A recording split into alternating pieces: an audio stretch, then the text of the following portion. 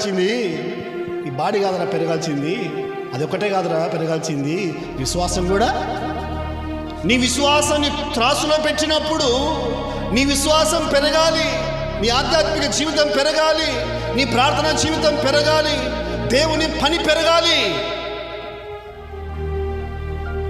దేవుని పని మీద ఆశ పెరగాలి, తరగకూడదు. తరుగుతే ప్రక్కల పడేచ్చాడు, అంతే అంతే కదా. ఇప్పుడు కాదులేండి, ఇప్పుడేం పక్కల పడేయడు. పక్కల పడేసినప్పుడు పక్కల పడేచ్చాడు, అంతవరకు ఉంటుంది. వ్యవసాయం చేసేవాడు ఏం చేస్తాడు? తూర్పు పడతాడు కదా, తూర్పు పట్టేంత వరకు గోధుమలు గురుగులు ఒకసారి ఉంటాయి. మనము త్రాసు చచ్చిపోయేలోగా దేవుని యొక్క త్రాసుకు లెవెల్లో ఉండాలి. స్తోత్రం చెప్పండి.